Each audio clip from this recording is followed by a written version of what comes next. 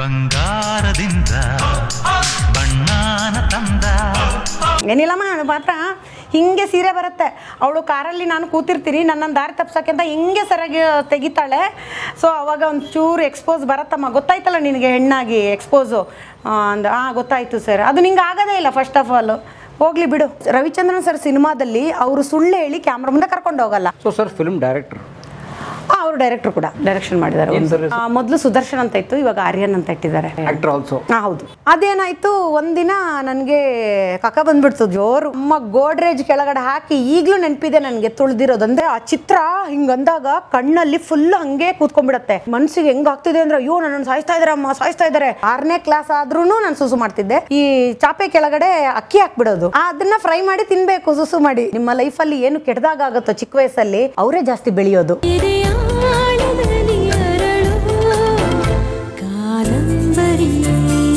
ರಾಷ್ಟ್ರೀಯ ಪ್ರಶಸ್ತಿ ಅಂತ ಏನೋ ಮಾಡಿದ್ರು, ಅಕ್ಷಿ ಅಂತ, ಅದು ಗೊತ್ತಿಲ್ಲ, ಹಿಂಗೆ ಮಾಡಿದ್ರು ಅವರು.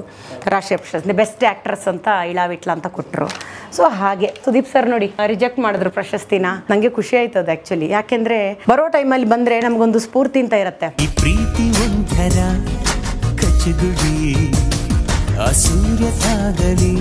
ಹಂಗ್ ನೋಡಿದ್ರೆ ಅಕ್ಷಿ ಸಿನಿಮಾಗೆ ಡೈರೆಕ್ಟರ್ಗೂ ಸಿಗ್ಲಿಲ್ಲ, ಚಿತ್ರಕ್ಕೂ ಸಿಗ್ಲಿಲ್ಲ, ನನಗೂ ಸಿಗ್ಲಿಲ್ಲ, ಮಕ್ಕಳಿಗೂ ಸಿಗ್ಲಿಲ್ಲ. ಮಕ್ಳಿಗೆ ಸಿಗ್ಬೇಕಿತ್ತು, ಅದ್ರಲ್ಲಿ ಒಬ್ಬ ಮೇನ್ ರೋಲ್ ಮಾಡಿದ್ದಾನೆ.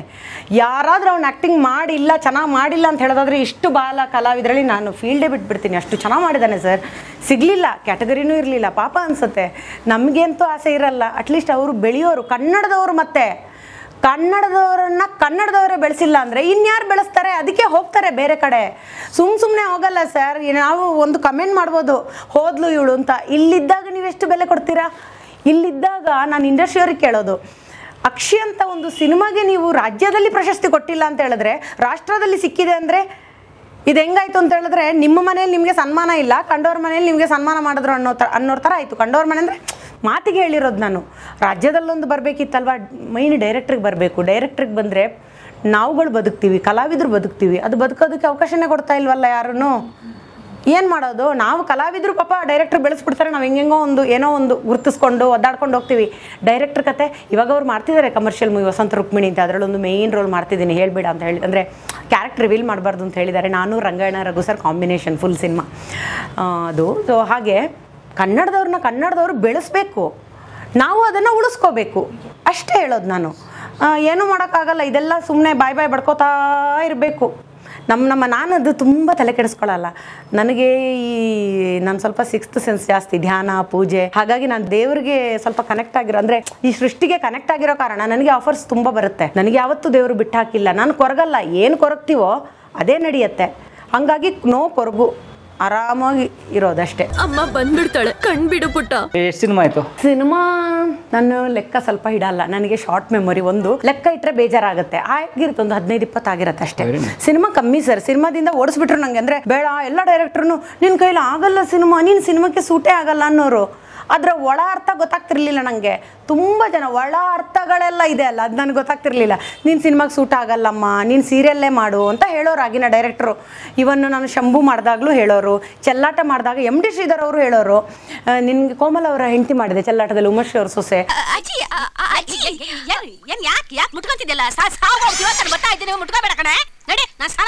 ನಿನಗೆ ಸೀರಿಯಲ್ ಸೂಟ್ ಆಗಲ್ಲಮ್ಮ, ನೀನು ಸಿನಿಮಾ ಬಿಟ್ಬಿಡು ಅನ್ನೋರು. ಇವ್ರೇನು ನನಗೆ ಸಿನಿಮಾ ಬಿಡೋದು, ನನಗೆ ಸೂಟ್ ಆಗಲ್ಲ, ನನಗೆ ಸೂಟ್ ಆಗೋದು ಇನ್ಯಾರಿಗೆ ಸೂಟ್ ಆಗುತ್ತೆ. ಅದೊಂದು ಇರುತ್ತೆ ಸರ್. ಆಕ್ಟಿಂಗ್ ಹೋಗಲ್ಲ ಅಂತ. ಆಕ್ಟಿಂಗ್ ಅದು ಏನು ಅಂತ ಅವರು ಹೇಳಲಿಲ್ಲ. ಆಮೇಲೆ ಗೊತ್ತಾಯ್ತು, ಏನಾದರೂ ಇರ್ಬೋದೋ ಏನೋ. ಪೇಪರಲ್ಲಿ ಓದ್ತೀವಲ್ಲ ಆ ಥರ ಏನೋ ಗೊತ್ತಿಲ್ಲ. ಯಾಕೆಂದರೆ ಗೊತ್ತಿಲ್ಲ ನನಗೆ. ಕ್ಯಾರೆಕ್ಟರ್ ಅಂತೂ ಕೊಟ್ಟಿಲ್ಲ. ಬಹುಶಃ ನಾನು ಚೆನ್ನಾಗಿಲ್ವೇನೋ ಆ ಥರದ್ದೆಲ್ಲ ಬರುತ್ತೆ ನಿಮಗೆ. ನೋಡಿ ಸರ್, ಆಗ ಹೇಗಿತ್ತು ಅಂತ ಹೇಳಿದ್ರೆ, ಈ ಹುಡುಗಿ ಯಾರು, ಇವಳು ಹೇಗೆ ಅಂತ ಒಂದು ಮಾತು ಮ್ಯಾನೇಜರ್ ಅವ್ರ ಹತ್ರ ಕೇಳಿದ್ರೆ ಎಲ್ರಿಗೂ ಹೋಗೋದು, ಎಲ್ರಿಗೂ ಗೊತ್ತಾಗೋದು. ಇವಳು ಹೀಗೆ, ಇವಳು ತುಂಬ ಡೀಸೆಂಟು, ಇವಳು ಆಗಲ್ಲ, ಇವಳು ಬಜಾರಿ, ಇವಳು ಒಂಥರ ಹಂಗೆ. ನಮ್ಮ ಸುದ್ದಿಗೆ ಬರ್ತಿರ್ಲಿಲ್ಲ ಅವಾಗ ಯಾವ ಡೈರೆಕ್ಟರ್ ಆಗಲಿ ಮ್ಯಾನೇಜರ್ ಆಗಲಿ. ಇಲ್ಲಿ ಯಾರು ಏನು ಫೋರ್ಸ್ ಮಾಡಲ್ಲ, ಯಾವುದಕ್ಕೂ ಇಲ್ಲಿ ಫೋರ್ಸ್ ಮಾಡಲ್ಲ. ಆ್ಯಕ್ಟಿಂಗ್ ಮಾಡೋಂಥ ಫೋರ್ಸ್ ಮಾಡಲ್ಲ, ಬೇರೆ ಏನೇ ಇರ್ಬೋದು, ಇಲ್ಲಿ ಯಾರು ಫೋರ್ಸ್ ಮಾಡಲ್ಲ. ನಿಮ್ಮ ಹತ್ರ ಬಂದು ಏನಾದರೂ ಒಂದು ಹೇಳ್ತಾರೆ, ನೀವು ಅದಕ್ಕೆ ಒಪ್ಕೊಂಡ್ರೆ ಓಕೆ, ಇಲ್ಲಾಂದರೆ ತಲೆನೇ ಕೆಡಿಸ್ಕೊಳ್ಳಲ್ಲ ಯಾರೂ. ಈಗ ಹಾಗಲ್ಲ. ಈಗ ನೋಡಿ, ಸುಮ್ಮನೆ ಆದ್ರೂ ಒಂದು ಬರುತ್ತೆ, ಇವಳು ಹೀಗೆ, ಇವಳು ಹಾಗೆ, ಸಿನಿಮಾದವ್ರು ಅಂದರೆ ಹೀಗೆ, ಸೀರಿಯಲ್ನವ್ರು ಅಂದರೆ ಹೀಗೆ. ಇವಾಗ ಬಂದಿದೆ ಹೇಳೋರಿಗೆ, ಬಟ್ ನಮಗೆ ಗೊತ್ತು ನಾವು ಎಷ್ಟು ಚೆನ್ನಾಗಿ ಇಲ್ಲಿ ಬದುಕ್ತಾ ಇದ್ದೀವಿ. ವೃತ್ತಿ ದ್ರೋಹ ಮಾಡದೆ ಒಂದು ಊಟಕ್ಕೋಸ್ಕರ ನಮ್ಮಪ್ಪ ಅಮ್ಮನ ಮರ್ಯಾದೆ ಎಷ್ಟು ಉಳಿಸ್ಕೋತಾ ಇದ್ದೀವಿ, ಈ ಭೂಮಿಗೆ ಋಣವಾಗಿದ್ದೀವಿ ನಾವು, ಇದನ್ನೆಷ್ಟು ನಾವು ಇದಕ್ಕೆ ಋಣಿಯಾಗಿದ್ದೀವಿ ನಮಗೆ ಗೊತ್ತು. ಹೇಳೋರಿಗೇನು ಸಿನಿಮಾ ಆರ್ಟಿಸ್ಟು ಸೀರಿಯಲ್ ಆರ್ಟಿಸ್ಟು ಅಂತಾರೆ ಅಲ್ವಾ.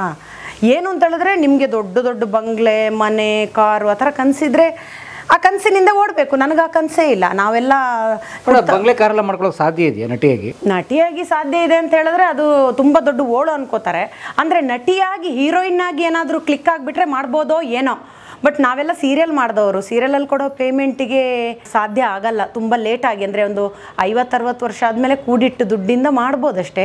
ಇಲ್ಲ ನೀವು ತುಂಬ ದೊಡ್ಡ ಫೇಮಸ್ ಹೀರೋಯಿನ್ ಆಗಬೇಕು, ಸೀರಿಯಲಲ್ಲಿ ಬರಲ್ಲ ಅಷ್ಟು ದುಡ್ಡು. ನೀವು ಯಾವುದಾದ್ರೂ ಒಂದು ಫಂಕ್ಷನ್ ಹೋಗಬೇಕು, ಗೊತ್ತಿಲ್ಲ ಅದು, ಇಲ್ಲ ನಿಮ್ಗೆ ಅಪ್ಪ ಕೊಡಬೇಕು, ಅಮ್ಮ ಕೊಡಬೇಕು, ಯಾರು ಕೊಡಬೇಕು ನನಗೆ ಗೊತ್ತಿಲ್ಲ. ನಮ್ಮ ಹತ್ರ ಅಂತೂ ಬಂದಿಲ್ಲ. ಸೊ ಬಂದವ್ರ ಹತ್ರ ನಾವು ಕೇಳಲಿಲ್ಲ, ಯಾಕೆಂದರೆ ನಮಗೆ ಅವಶ್ಯಕತೆ ಇಲ್ಲ. ಅವರು ಜೀವನ ಅವ್ರಿಗೆ, ನಮ್ಮ ಜೀವನ ನಮಗೆ. ಏನೇ ಇಸ್ಕೊಳ್ಳಿ ನೀವು, ಏನೇ ಎಕ್ಸ್ಟ್ರಾ ದುಡ್ಡು ಅಂತ ಇರುತ್ತೆ ನೋಡಿ, ನಮ್ಮ ಸಂಪಾದನೆ ಬಿಟ್ಟು ಎಕ್ಸ್ಟ್ರಾ ದುಡ್ಡು ಏನು ಮಾಡಿದ್ರು ಅದಕ್ಕೊಂದು ದೇವರು ಇಟ್ಬಿಡ್ತಾನೆ ಸಂಸಾರದಲ್ಲಿ, ಫ್ಯಾಮಿಲಿಯಲ್ಲಿ, ಇಲ್ಲ ನಮ್ಮ ಮರಿ ಮೊಮ್ಮಕ್ಕಳಲ್ಲಿ ಏನೋ ಒಂದು ಕುಂದು ಕೊರತೆಗಳನ್ನು ಇಟ್ಟು ನಾನು ಯಾಕಪ್ಪ ಈ ಥರ ಸಂಪಾದನೆ ಮಾಡಿದೆ, ನಾನು ಯಾಕಪ್ಪ ಇನ್ನೊಬ್ರಿಗೆ, ಅಂದರೆ ನಾನು ಬರೀ ಕೆಟ್ಟ ಕೆಲಸನೇ ಅಂತ ಹೇಳ್ತಾ ಇಲ್ಲ. ಸಿನಿಮಾ ಮಾಡ್ತೀನಿ ಅಂತೇಳಿ ಒಬ್ಬನನ್ನು ಕರ್ಕೊಂಬಂದು ಬೋಳಿಸ್ಬಿಡೋದು, ಇನ್ನೊಂದೇನೋ ಮಾಡಿ ಇನ್ನೊಂದು ಮಾಡೋದು, ಮೋಸ ಮಾಡಿ ಯಾವ ದುಡ್ಡೂ ಉಳಿಯಲ್ಲ.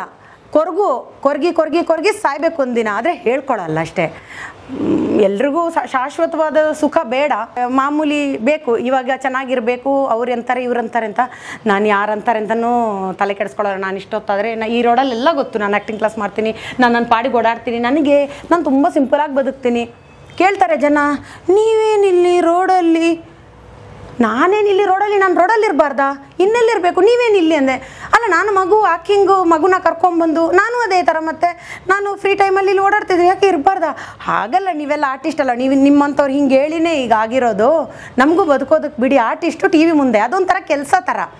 ಏನು ಅಂದರೆ ಸ್ವಲ್ಪ ಕಾಣಿಸುತ್ತೆ, ವಿಶಾಲವಾಗಿ ಕಾಣಿಸುತ್ತೆ. ನೀವು ಬಂದುಬಿಟ್ಟು ಒಬ್ಬರಂತೂ ಯಾಕೆ ರೋಡಿಗೆ ಬಂದಿದ್ದೀರಾ, ನಿಮಗೆ ಅವಕಾಶ ಇಲ್ವಾ ಅಂತ ಅರ್ಧಂಬರ್ಧ ಬೆಂದವ್ರ ಹತ್ರ ಏನು ಮಾತಾಡೋದು? ನಿಮ್ಮ ಹತ್ರ ನನಗೆ ಏನೂ ಮಾತಾಡೋಕ್ಕಾಗಲ್ಲ, ನೀವೆಲ್ಲ ತಿಳ್ಕೊಂಡಿದ್ದೀರಾ, ಹೆಚ್ಚಾಗಿ ಎಲ್ಲ ತಿಳ್ಕೊಂಡಿದ್ದೀರಾ. ಇಲ್ಲ ನಿಜ ಹೇಳ್ತಾ ಇದ್ದೀರಿ, ನಿಮ್ಮ ಹತ್ರ ಮಾತಾಡೋದಕ್ಕೆ ಕಷ್ಟ ಇದೆ ನೋಡಿ. ನಿಮ್ಮಂಥವ್ರು ಹಿಂಗಂತೀರ, ಅವ್ರು ಏನೂ ಗೊತ್ತಿಲ್ಲದವ್ರು ಹಿಂಗಿರ್ತಾರೆ. ಅದಕ್ಕೆ ಅಂಥವ್ರಿಗೆ ನಾವು ಉತ್ತರ ಕೊಡೋಕ್ಕೆ ಹೋಗಬಾರ್ದು. ಹಿಂಗಂದೆ ನಾನು ಅಷ್ಟೇ.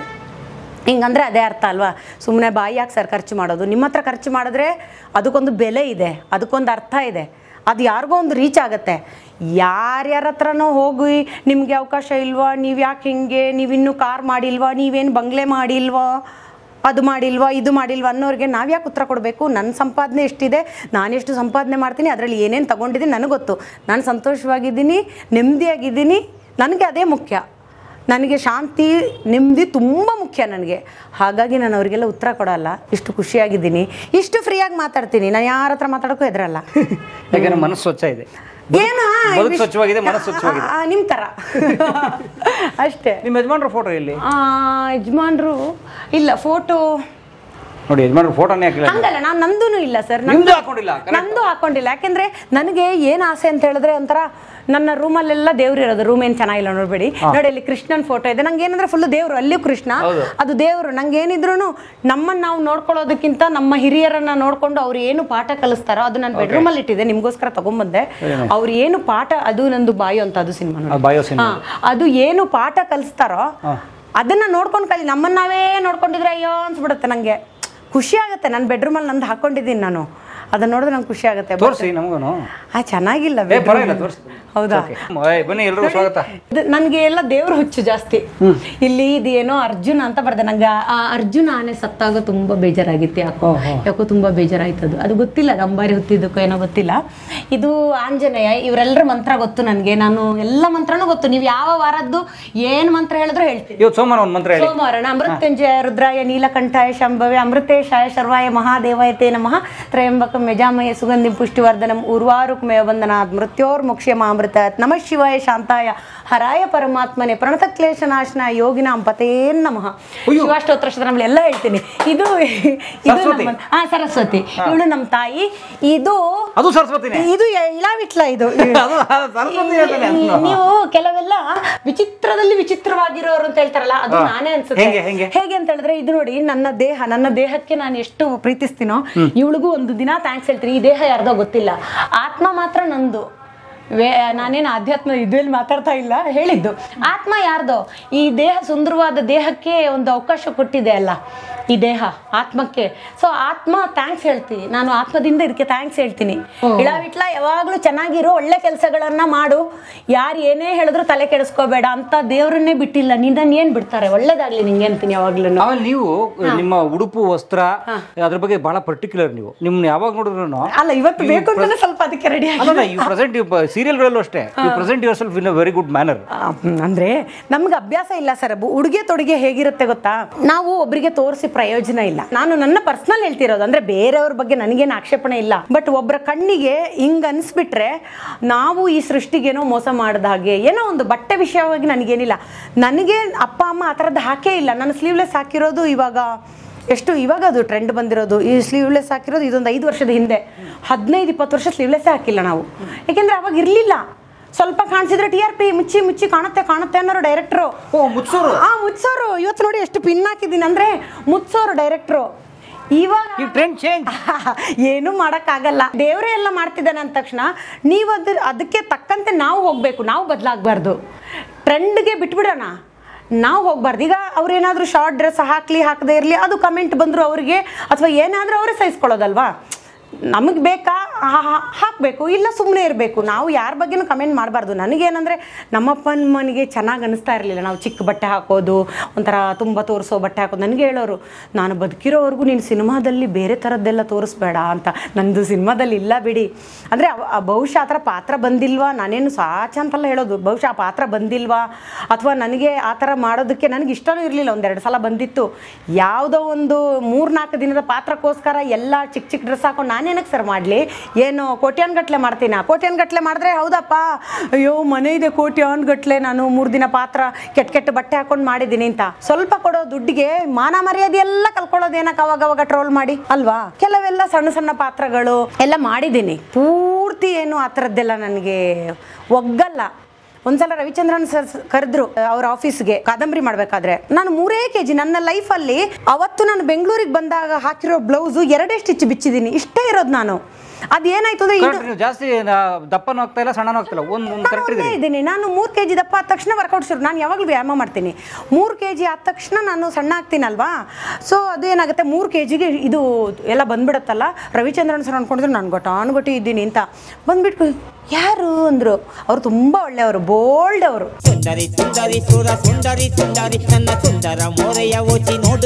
ತುಂಬಾ ಒಳ್ಳೆಯವರು. ಇರೋದನ್ನ ಇಂಡಸ್ಟ್ರಿಲಿ ಇದ್ದ ಹಾಗೇನೆ ಹೆಣ್ಮಕ್ಳಿಗೆ ಒಂದು ಸ್ಕ್ರಿಪ್ಟ್ ಬಗ್ಗೆ ಹೇಳೋರು ರವಿಚಂದ್ರನ್ ಸರ್. ಸೊ ಬಂದ್ರು, ಇಳವಿಟ್ಲ ನೀವಾ ಏನಮ್ಮ ಅದ್ರಲ್ಲಿ ಹಿಂಗೆ ಕಾಣ್ತಿದ್ಯಾ, ಈಗ ನೋಡ್ರೆ ಹಿಂಗಿದ್ಯಾ ಅಂದರು. ಏನು ಸರ್, ಏನಿಲ್ಲ ಬಿಡಮ್ಮ, ಆ ಪಾತ್ರ ನೀನು ಮಾಡೋಕ್ಕೆ ಆಗಲ್ಲ. ಅದು ಸ್ವಲ್ಪ ಅವರು ಕರೆಕ್ಟಾಗಿ ಹೇಳ್ಬಿಡ್ತಾರೆ, ಡೈರೆಕ್ಟಾಗಿ ಹೇಳ್ತಾರೆ ಅವರು. ಆಮೇಲೆ ಕೂಲಾಗಿ ಹೇಳ್ತಾರೆ, ಕಾಫಿ ಕುಡಿತಾರೆ, ಕಾಫಿ ಬೇಕಾ, ಬೇಡ ಸರ್ ಏನಿಲ್ಲಮ್ಮ, ಅದು ಮಾತ್ರ ಹಿಂಗೆ ಸೀರೆ ಬರುತ್ತೆ. ಅವಳು ಕಾರಲ್ಲಿ ನಾನು ಕೂತಿರ್ತೀನಿ, ನನ್ನನ್ನು ದಾರಿ ತಪ್ಸೋಕ್ಕೆ ಅಂತ ಹಿಂಗೆ ಸರಿಯಾಗಿ ತೆಗಿತಾಳೆ. ಸೊ ಅವಾಗ ಒಂಚೂರು ಎಕ್ಸ್ಪೋಸ್ ಬರತ್ತಮ್ಮ, ಗೊತ್ತಾಯ್ತಲ್ಲ ನಿನಗೆ ಹೆಣ್ಣಾಗಿ ಎಕ್ಸ್ಪೋಸು ಗೊತ್ತಾಯ್ತು ಸರ್. ಅದು ನಿಂಗೆ ಆಗೋದೇ ಇಲ್ಲ ಫಸ್ಟ್ ಆಫ್ ಆಲ್, ಹೋಗ್ಲಿ ಬಿಡು. ಆ ಸೀನ್ ಹಿಂಗೆ ಬರುತ್ತೆ. ಅದಾದ್ಮೇಲೆ ಕತೆ ಹೇಳಿದ್ರು. ಅದಾದ್ಮೇಲೆ ಇನ್ನೊಂದು ಕಡೆ ಬೆಡ್ರೂಮಲ್ಲಿ ಇರುತ್ತೆ, ಈ ಥರ ಇರುತ್ತೆ, ಅದು ನಿಂಗೆ ಸೂಟ್ ಆಗಲ್ಲ ಅಂತ. ರವಿಚಂದ್ರನ್ ಸರ್ ಸಿನಿಮಾದಲ್ಲಿ ಅವರು ಸುಳ್ಳು ಹೇಳಿ ಕ್ಯಾಮ್ರಾ ಮುಂದೆ ಕರ್ಕೊಂಡು ಹೋಗಲ್ಲ, ಪಿನ್ ಟು ಪಿನ್ ಹೇಳ್ತಾರೆ ಸರ್, ಇದು ಹೀಗೆ ಇರುತ್ತೆ, ಇದು ಹೀಗೆ ಇರುತ್ತೆ ಅಂತ. ರವಿಚಂದ್ರನ್ ಸರ್ ಸಿನಿಮಾದಲ್ಲಿ ಕಂಪ್ಲೇಂಟ್ ಮಾಡೋ ಹಾಗಿಲ್ಲ, ಯಾಕಂದ್ರೆ ಅವ್ರು ಮೊದಲೇ ಹೇಳಿರ್ತಾರೆ, ಬಿಡಿಸಿ ಹೇಳ್ಬಿಡ್ತಾರೆ. ನೀವು ನಂಬೋದೇ ಇಲ್ಲ. ಇಲ್ಲ ಸರ್, ಎಷ್ಟು ಪೋರ್ಷನ್ ಇದು ಮಾಡ್ತಾರೋ ಅಷ್ಟನ್ನೇ ಹೇಳ್ತಾರೆ ಸರ್ ಅವರು. ಸೊ ಹಾಗಾಗಿ ಆಯ್ಕೆ ನಮ್ಮದು. ಆ ಪಾತ್ರ ಮಾಡ್ತಿರೋ ಬಿಡ್ತಿರೋ.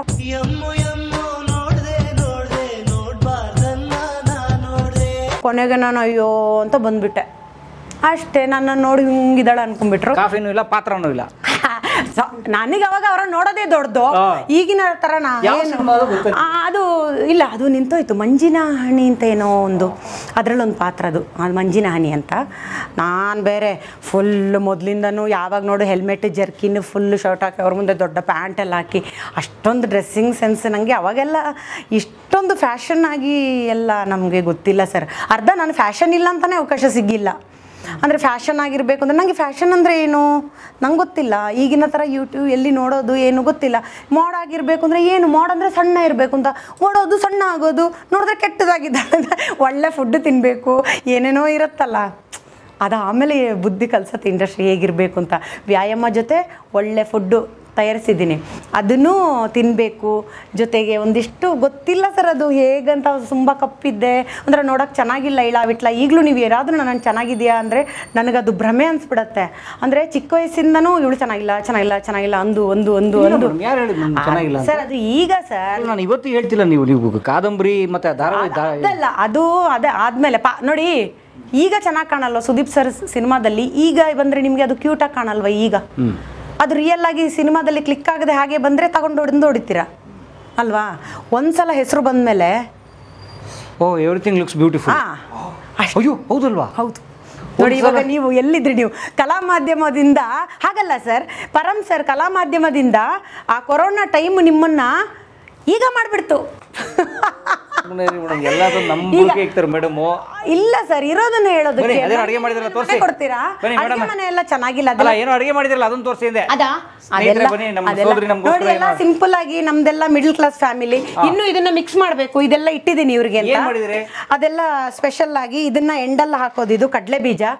ಅಯ್ಯೋ ಎತ್ಕೊಳ್ಳಿ ಸರ್, ಇದು ನನ್ನ ಹೇರ್ ಸ್ಟೈಲರ್ ಸುಧಾಂತ ಇದ್ದಾರೆ, ಅವರ ತೋಟದಲ್ಲಿ ಬೆಳೆದಿರೋದು. ನೀವು ತುಂಬಾ ಚೆನ್ನಾಗಿದೆ, ಇದನ್ನ ನಿಮ್ಗೋಸ್ಕರ ಇಟ್ಟಿದ್ದೀನಿ.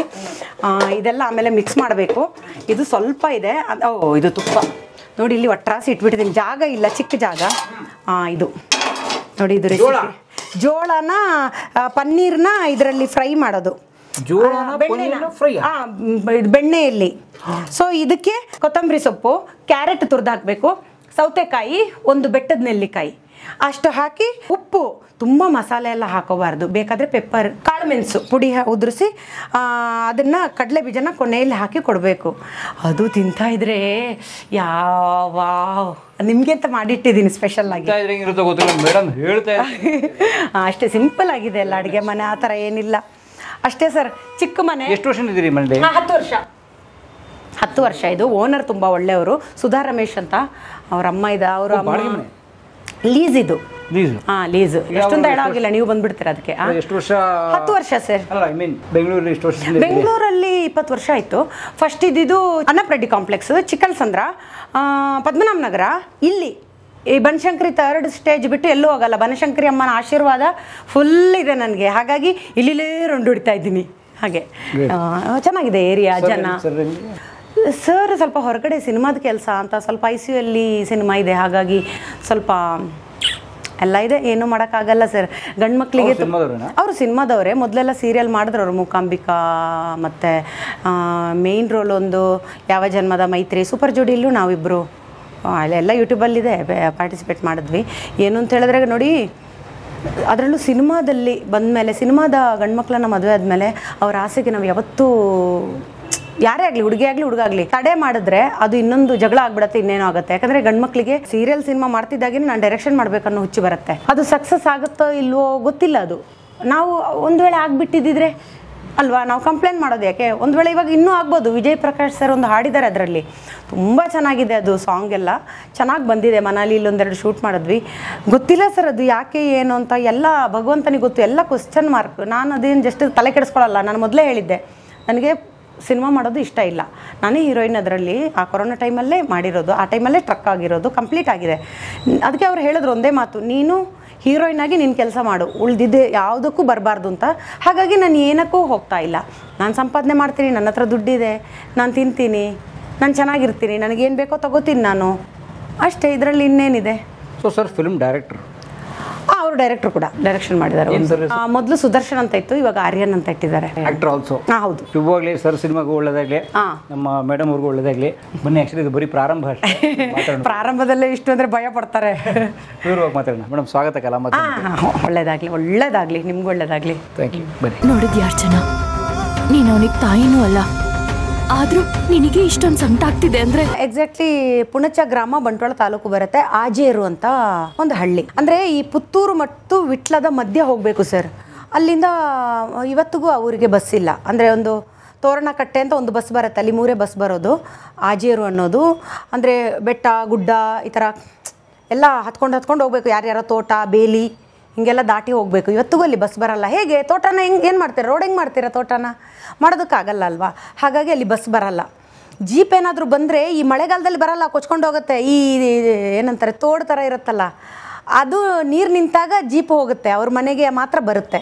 ಆ ಥರ ಈಗೇನೋ ಮನೆ ಮೇಲೆ ಮಾಡಿದಾರಂತೆ ರೋಡು, ಅಲ್ಲೂ ಗಲಾಟೆ. ಅಂದರೆ ಗುಡ್ಡದ ಮೇಲೆಲ್ಲ ರೋಡ್ ಬರಬೇಕು ಅಂದರೆ ಜಗಳ ಸಿಕ್ಕಾಪಟ್ಟೆ. ಸೊ ಹಾಗಾಗಿ ಅಲ್ಲಿ ಒಳಗಡೆ ಬರುತ್ತೆ. ಅಲ್ಲಿಂದ ಒಂದು 4 ಕಿಲೋಮೀಟ್ರ್ 3 ಕಿಲೋಮೀಟ್ರ್ ಅಂತ ಇಟ್ಕೊಳ್ಳಿ. ಬಸ್ಸಿಗೆ ಬರಬೇಕು ಅಂದರೆ ಇವತ್ತಿಗೂ 3 ಕಿಲೋಮೀಟ್ರ್ ನಡಿಬೇಕು. ಆ ಥರ ಇಲ್ಲ. ಜೀಪೆಲ್ಲ ಈಗ ತುಂಬ ವರ್ಷ ಆಯ್ತು ನಾನು ಹೋಗದೆ, ಫೆಸಿಲಿಟಿ ಇದೆ. ಆ್ಯಕ್ಚುಲಿ ನನ್ನ ಬಗ್ಗೆ ಹೇಳಬೇಕು ಅಂತ ಹೇಳಿದ್ರೆ, ನಾವು 5 ಜನ ಹೆಣ್ಮಕ್ಳು. ನಮ್ಮ ತಂದೆ ಅಚ್ಯುತ ನಾಯಕ್, ತಾಯಿ ರತ್ನಾವತಿ ಅಂತ, ಶ್ರೀದೇವಿ, ಶೈಲಜಾ, ಶಾರದಾ, ಮಾಲತಿ, ಮಾಧವಿ, ವಿನೋದ, 2 ಹೆಸರು. ಸೊ ಶ್ರೀದೇವಿ, ಶೈಲಜಾ, ಶಾರದಾ, ಮಾಲತಿ, ಮಾಧವಿ ಆ ಥರ ಹೆಸರಿಡೋರು. ನಮಗೆಲ್ಲ 2 ಹೆಸರು ಜಾತಕದ ಪ್ರಕಾರ. ಸೊ ಆ ಥರ.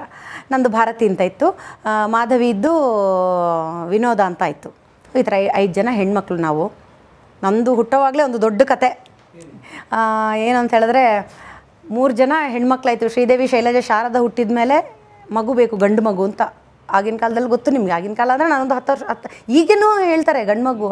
ಈಗಲೂ ಇದೆ, ಸಂಖ್ಯೆ ಕಡಿಮೆ. ಯಾಕಂದರೆ ಹೆಣ್ಮಕ್ಳು ಬೇಗ ಸಾಧನೆ ಮಾಡಿ ಎಲ್ಲೋ ಒಂದು ಕಡೆ ಒಳ್ಳೆ ಹೆಸರು ಮಾಡಿದಾಗ ಇವಾಗ ಇರಲಿ ಅನ್ನೋದೊಂದು ಬಂದಿದೆ. ಅದಕ್ಕಿಂತ ಮುಖ್ಯವಾಗಿ ಗಂಡು ಮಕ್ಳು ನೋಡ್ತಾ ಇಲ್ಲ, ಅದೂ ಓಕೆ ಆಯಿತಾ. ಆಮೇಲೆ ನಾನು ಅಮ್ಮ ಗರ್ಭಿಣಿ ಇರೋವಾಗ ಗಂಡು ಮಗು ಅಂತ ಹೇಳಿದ್ರಂತೆ ಡಾಕ್ಟ್ರು. ಎಲ್ಲ ಅಂದರೆ ಚೆಕ್ ಮಾಡಿ ಅಲ್ಲ, ಹೀಗೇ ನಿಮಗೆ ಪಕ್ಕ ಈ ಸಲ ಗಂಡು ಮಗು ಆಗುತ್ತೆ ಅಂತ. ನನಗೆ ಚೆನ್ನಾಗಿ ಬೆಳೆಸ್ಬಿಟ್ರು. ನಾನು ಅದಕ್ಕೆ ಇಷ್ಟು ಹೈಪರ್ ಆ್ಯಕ್ಟಿವ್. ನಾನು ಸ್ವಲ್ಪ ಮಾತಾಡೋದು ಫಾಸ್ಟ್. ಕಮ್ಮಿ ಮಾಡ್ಕೊಳ್ಳಿ ಮಾತಾಡೋದು ಫಾಸ್ಟ್ ಅಂತಾರೆ, ನನಗಾಗಲ್ಲ. ಯಾಕಂದ್ರೆ ನಾನು ಇರೋದೇ ಹೀಗೆ. ನನ್ನ ಸ್ವಭಾವನ ನೀವೇ ಜಾಸ್ತಿ ಕೇಳಿಸ್ಕೊಳ್ಳಿ, ನಾನೇ ಫಾಸ್ಟ್ ಮಾತಾಡ್ತೀನಿ, ನೀವೇ ಬೇಗ ಕೇಳಿಸ್ಕೊಳ್ಳಿ, ನೀವು ಎಲ್ಲೆಲ್ಲ ಯೋಚನೆ ಮಾಡ್ಕೊಂಡು ಕೇಳಿಸ್ಕೋಬೇಡಿ ಅಂತ ನಾನೇ ಹೇಳ್ತೀನಿ. ಅಂದರೆ ನೀವು ಹೇಗೆ ಚೇಂಜ್ ಆಗಲ್ವ, ನಾನು ಆಗಲ್ಲ. ಅದಕ್ಕೆ ಯಾರ ಬಗ್ಗೆನೂ ಏನು ಹೇಳಬಾರ್ದು. ಸೊ ನನ್ನನ್ನು ಚೆನ್ನಾಗಿ ಬೆಳೆಸ್ಬಿಟ್ರು, ಚೆನ್ನಾಗಿ ತಿಂದು ಗಿಂದು ಎಲ್ಲ ಓಕೆ. ನಮ್ಮ ಅಪ್ಪ ಸುಳ್ಯದಿಂದ ಬಂದಿರೋದು ಆಜೇರಿಗೆ. ಪ್ರೇಮ ವಿವಾಹ ಮಾಡಿಕೊಂಡು, ಹೌದು, ಮರ್ಕಂಜದಿಂದ ಲವ್ ಮ್ಯಾರೇಜ್ ಮಾಡಿ ಪ್ರೇಮ ವಿವಾಹ ಮಾಡ್ಕೊಂಡು ಬಂದಿರೋದು. ಒಂದೇ ಜಾತಿ. ಬಟ್ ಏನು ಅಂತ ಹೇಳಿದ್ರೆ, ಅಮ್ಮನಿಗೆ ಅಮ್ಮ ಇಲ್ಲ. ಅಮ್ಮ ಹೇಗೆ ಅಂತ ಹೇಳಿದ್ರೆ, ಹುಡ್ತಾನೆ ಅಮ್ಮನಮ್ಮ ಹೋಗ್ಬಿಟ್ರು. ಹಾಗಾಗಿ ಒಂದು ಅವರಿಗೆ ಆ ಅಪ್ಪನ ಮನೆಯವರಿಗೆ ಒಂದಿತ್ತು, ಇವಳನ್ನು ಮದುವೆ ಆದರೆ ಯಾರು ಅಮ್ಮನ ನುಂಗ್ತಾರೋ, ಹುಟ್ಟಿದ ತಕ್ಷಣ ಅಪ್ಪ ಅಮ್ಮನ ನುಂಗ್ತಾರೋ, ಅಂದರೆ ಹೋಗೋ ಥರ ಆಗುತ್ತೋ ಅವರು ಚೆನ್ನಾಗಿ ಬಾಳ್ಸಲ್ಲ ಅಂತ. ಒಂದು ಸುಮ್ಮನೆ ನಮಗೆ ಗೊತ್ತಿಲ್ಲ ಸರಿ, ಎಲ್ಲ ಹೇಳೋದು ಕೇಳಿದ್ದು ನಾನು. ಆ ಥರ ಅಂದ್ರಂತೆ. ನೀನು ಆ ಹುಡುಗಿನ ಅಪ್ಪ 4 ಜನರಲ್ಲಿ, ಅದು ಅಷ್ಟೊಂದು ಗೊತ್ತಿಲ್ಲ, ಆ 4-5 ಜನರಲ್ಲಿ ಕೊನೆಯವರು ನಮ್ಮಪ್ಪ. ಹಾಗಾಗಿ ಬೇಡ ಮದುವೆ ಆಗೋದು, ಬೇಡ ಅಂತ ಹೇಳಿದ್ರೆ ಅಪ್ಪ ಕೇಳಲಿಲ್ಲ. ಪ್ರೀತಿಗೆ ಯಾವುದು ಗೊತ್ತಾಗಲ್ವಲ್ಲ. ಮದುವೆ ಆಗಿ ಈ ಥರ ವಿಟ್ಲಕ್ಕೆ ಬಂದರು. ವಿಟ್ಲಕ್ಕೆ ಬಂದಮೇಲೆ ನಮ್ಮದು ಅನಂತ ಸದನ ಅಂತ ಕೊಂಕಣಿಗಳಲ್ವ, ಅಲ್ಲಿ ಒಂದು 101 ಮನೆಗಳಿದೆ. ಅಲ್ಲಿ ಅನಂತ ಸದನ ದೇವಸ್ಥಾನದಿಂದ ಕೊಂಕಣಿಗಳಿಗೆ, ನಾವು ಮೂಲತಃ ಗೋವಾದಿಂದ ಅಲ್ವ ಬಂದಿರೋದು. ನಮ್ಮದು ರಾಜಾಪುರ ಸಾರಸ್ವತ ಬ್ರಾಹ್ಮಿನ್ಸು, SB ಅಂದರೆ ಸಾರಸ್ವತ ಬ್ರಾಹ್ಮಿನ್ಸ್, GSB ಅಂದರೆ ಗೌಡ ಸಾರಸ್ವತ ಬ್ರಾಹ್ಮಿನ್ಸು, ರಾಜಾಪುರ ಸಾರಸ್ವತ ಬ್ರಾಹ್ಮಿನ್ಸ್. ನಾವು ಸರಸ್ವತಿ ನದಿ ತೀರದ್ದಲ್ವ ನಮ್ದೆಲ್ಲ ಕತೆ ಇರೋದು. ಶಂಕರಾಚಾರ್ಯರ ಫಾಲೋವರ್ಸ್ ನಾವು, ಅವ್ರ ಗುರುಗಳು ನಮಗೆ. ಅಂಡ್ ಏನಾಯ್ತು, ಈ ಗೋವಾಗೆ ಪೋರ್ಚುಗೀಸರು ಬಂದು ಕನ್ವರ್ಷನ್ಸ್ ಸ್ಟಾರ್ಟ್ ಮಾಡಿದ್ರಲ್ಲ, ಆಗ ನೀವು ಆಕ್ಚುಲಿ ಕೆಳಗಡೆ ಬಂದು. ಹೌದು, ಓಡ್ಕೊಂಡ್ ಬಂದಿರೋದು. ಅದು ಆ ಥರ ಅವರ ತಾತ ಹಂಗೆ ಬಂದು ಅಲ್ಲಲ್ಲಿ ಮಾಡಿ ನಮಗೆ ವಿಟ್ಲದಿಂದ ಜಾಗ ಕೊಟ್ಟಿದ್ರು, ದೇವಸ್ಥಾನದ ಜಾಗ ಅಂತ ಆಜೇರಲ್ಲಿ. ಹಾಗಾಗಿ ಅಲ್ಲಿ ಇದ್ದಿದ್ದು ನಾವು. ನೀವು ಯಾವಾಗ ಇವನನ್ನು ಬೈತಿರೋ, ಯಾವಾಗ ಇವನ್ ಕಡೆ ಇರ್ತಿರೋ ಒಂದೂ ಗೊತ್ತಾಗಲ್ವಲ್ಲ. ಗಂಡ್ಮಗು ಹುಟ್ಟುತ್ತೆ ಅಂತ ನೋಡ್ಬಿಟ್ರೆ, ಹುಟ್ಟಿದ್ದು ಕಪ್ಪಗೆ ದಪ್ಪ ಇರೋ ಹೆಣ್ಣು. ನಾನು ಕಪ್ಪಗಿದ್ನಂತೆ. ಅಂದರೆ ಹಳ್ಳಿಲಿ ಕಪ್ಪಗೆ ಇರೋದು. ಯಾಕೆಂತ ಹೇಳಿದ್ರೆ ಬಿಸಿಲು, ಹೊಲದ ಅಡಿಕೆ ತೋಟದಲ್ಲಿ ಕೆಲಸ ಮಾಡಬೇಕು. ಏನು ಇಲ್ಲಿ ಥರ ಸನ್ಸ್ಕ್ರೀನ್ ಲೋಷನ್ ಎಲ್ಲ ಹಚ್ಕೊಂಡಿರೋಕ್ಕಾಗುತ್ತಾ? ಅಲ್ಲಿ ಸನ್ಸ್ಕ್ರೀನ್ ಲೋಷನ್ ಗೊತ್ತಿಲ್ಲ. ಫೇರ್ ಆ್ಯಂಡ್ ಲವ್ಲಿ ಬಂದಾಗ ಫೇರ್ ಆ್ಯಂಡ್ ಲವ್ಲಿ ಬಂತು, ಫೇರ್ ಆ್ಯಂಡ್ ಲವ್ಲಿ ಅಂತ ಖುಷಿಯಾಗಿರೋದು ನಮಗೆ. ಅದು ಹಚ್ಚಿದ್ರೆ ಬೆಳ್ಳಗಾಗತ್ತಾ ಅಂತ. ಅದು ನಮ್ಮ ಅಕ್ಕ ಮಾತ್ರ ಹಚ್ಚೋದು, ಅವಳಿಗೆ ಮಾತ್ರ ಫೇರ್ ಆ್ಯಂಡ್ ಲವ್ಲಿ. ಮದುವೆ ಆಗೋಕ್ಕೆ ಯಾರು ಇರ್ತಾರೋ ಅವಳಿಗೆ ಮಾತ್ರ ಫೇರ್ ಆ್ಯಂಡ್ ಲವ್ಲಿ. ನಮಗೆಲ್ಲ ಕೊಡ್ತಿರ್ಲಿಲ್ಲ, ಹೊಸದಲ್ವಾ ಸರ್? ಚಿಕ್ಕ ಮಕ್ಕಳಿಗೆಲ್ಲ ಫೇರ್ ಆ್ಯಂಡ್ ಲವ್ಲಿ ಎಲ್ಲಿ ಕೊಡ್ತಾರೆ? ಈಗ ಅಲ್ವಾ ಎಲ್ಲ ಟ್ರೀಟ್ಮೆಂಟ್ ಶುರು ಆದ್ದು. ಸರಿ ಅಂತ ಮದುವೆ ಟೈಮಿಗೆ ಬರಬೇಕು, ಅವ್ರಿಗೆ ಹಚ್ಚೋದು, ಪೌಡ್ರ್ ಹಚ್ಚೋದು, ಅವ್ರಿಗೆಲ್ಲ ಒಂಥರ ಚಾಲೆ ಚಂದ ಬಾಚೋದು, ರೆಡಿ ಮಾಡ್ಕೊಳ್ಳೋದು ಅವ್ರನ್ನ ಅವರು. ಮದುವೆಗೆ ಪಾರ್ಲರ್ ಇಲ್ಲ ಅವಾಗ. 3 ಹೊತ್ತು ಸೋಪಿಂದ ತೊಳೆಯೋದು, ಫೇರ್ ಆ್ಯಂಡ್ ಲವ್ಲಿ ಹಚ್ಚೋದು, ಚೆನ್ನಾಗಿ ಕಾಣೋ ಥರ ಮಾಡೋದು. ಪಾರ್ಲರ್ ಇಲ್ಲಿತ್ತು, ಮದುವೆಗೆ ಬಂದ್ಲು ಅಂತ ಹೇಳಿದ್ರೆ. ಹಾಗಾಗಿ ಹುಟ್ಟಿದೆ ನಾನು ಕಪ್ಪಗೆ. ಹುಟ್ಟಿದ ತಕ್ಷಣ ಅಮ್ಮನಿಗೆ ಡಿಸಪಾಯಿಂಟ್ ಆಯಿತು. ತುಂಬ ಹತ್ತು ಬಿಟ್ರಂತೆ. ಎಲ್ಲರೂ ಮೊದಲೇ ತಮಾಷೆ ಮಾಡೋರು. ಮೊದಲೇ ಲವ್ ಮ್ಯಾರೇಜು, ಓಡ್ಕೊಂಡು ಬಂದಿರೋದು ಇಷ್ಟ ಇಲ್ಲದೆ. ತಾಯಿ ಸತ್ತಿರೋದು. ಆಡ್ಕೊಂಡ್ರು. ಹೆಣ್ಣು ಮಗು ಬೇರೆ, ಅಮ್ಮನಿಗೆ ನನ್ನ ಮೇಲೆ ಶುರು ಆಯಿತು. ನಾನು ಎಲ್ಲ ನಿಮ್ಮ ಚಾನಲಲ್ಲಿ ಇಂಟರ್ವ್ಯೂ ಮಾಡಿದವರು ತುಂಬ ಜನ ಹೇಳಿದ್ದಾರೆ, ಹೆಣ್ಮಗು ಅಂತಂದು ನನ್ನನ್ನು ಈ ಥರ ಮಾಡಿದ್ರು ಆ ಥರ ಮಾಡಿದ್ರು ಅಂತ. ಅದು ಆ್ಯಕ್ಚುಲಿ ನಿಜ.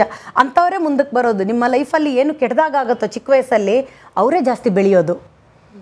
ಅದೊಂದು ವರ ನನಗೆ ದೇವರು ಕೊಟ್ಟಿರೋದು. ಆ ಟೈಮಲ್ಲಿ ನೋಡಿ ಇಷ್ಟೆಲ್ಲ ನಮಗೆ ಬುದ್ಧಿ ಇರಲಿಲ್ಲ, ಮನಸ್ಸಿಗೆ ಗೊತ್ತಾಗ್ತಿರ್ಲಿಲ್ಲ ಏನು ನನ್ನನ್ನು ಹೇಟ್ ಮಾಡ್ತಿದ್ದಾರೆ ಅಷ್ಟೆಲ್ಲ ನಾವು ತಲೆಗೆ ಹಾಕೋತಿರ್ಲಿಲ್ಲ. ಆಟ ಆಡಬೇಕು, ತಿನ್ನಬೇಕು, ಮಲ್ಕೋಬೇಕು, ಇಷ್ಟೇ.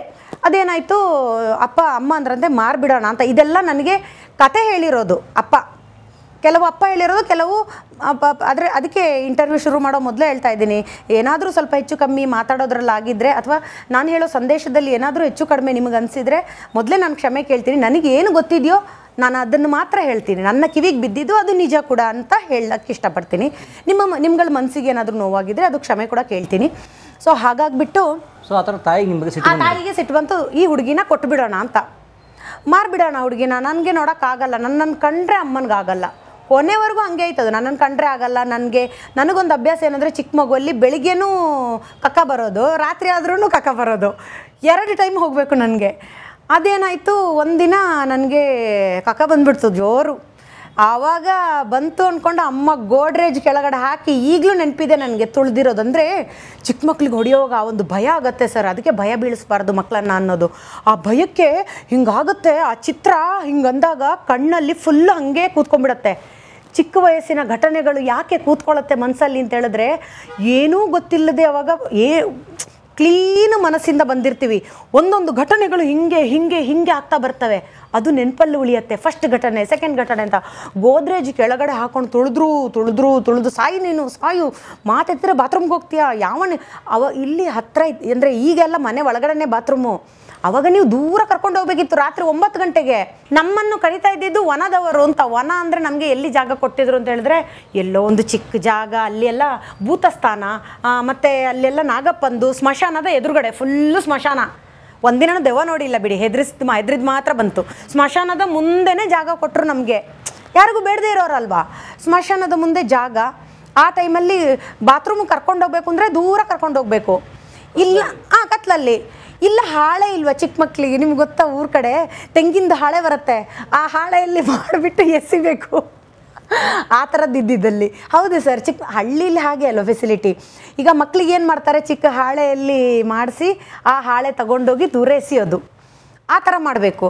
ನನಗೆ ತುಳಿತಾ ಇದ್ದಾರೆ ಹಾಕ್ಕೊಂಡು ನನಗೆ ಮನಸ್ಸಿಗೆ ಹೆಂಗಾಗ್ತಿದೆ ಅಂದರೆ, ಅಯ್ಯೋ ನನ್ನನ್ನು ಸಾಯಿಸ್ತಾ ಇದ್ದಾರೆ ಅಮ್ಮ, ಸಾಯಿಸ್ತಾ ಇದ್ದಾರೆ. ಕೂಗ್ಕೊಂಡ್ರೆ ಭಯ, ಅಪ್ಪ ಅಮ್ಮಂದರೆ ಭಯ.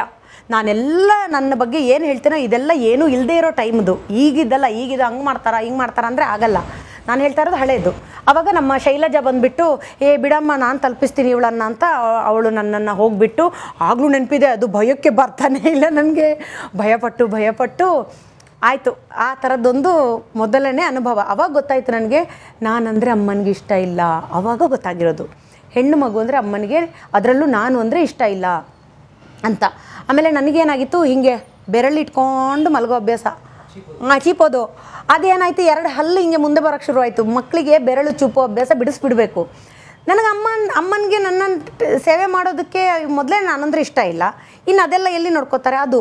ಆಮೇಲೆ ಸೂಸು ಮಾಡೋ ಅಭ್ಯಾಸ ಚಿಕ್ಕ ಮಕ್ಕಳಲ್ಲಿ, ಅದನ್ನು ಒಣಗಿಸಿ ಆಗ್ತಿರ್ಲಿಲ್ಲ.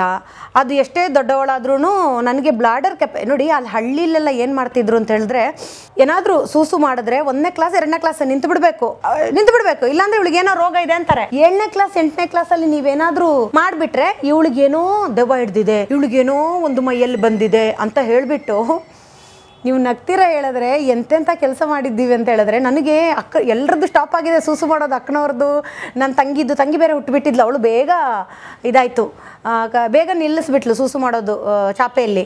ನನಗೆ ನಿಲ್ತಾ ಇಲ್ಲ ಬೇಗ. 6ನೇ ಕ್ಲಾಸ್ ಆದ್ರೂ ನಾನು ಸೂಸು ಮಾಡ್ತಿದ್ದೆ. ಅವಾಗ ಏನು ಮಾಡೋದು, ಈ ಚಾಪೆ ಕೆಳಗಡೆ ಅಕ್ಕಿ ಹಾಕ್ಬಿಡೋದು. ಅಕ್ಕಿ ಹಾಕ್ಬಿಟ್ಟು ಅದನ್ನು ಫ್ರೈ ಮಾಡಿ ತಿನ್ನಬೇಕು ಸೂಸು ಮಾಡಿ. ಹೇಳಿದ್ರೆ ನಾನು ಇದನ್ನೇ ನೋಡಿ, ಹೇಳದೆ ಮರೆ ಮಾಚ್ಬೋದು.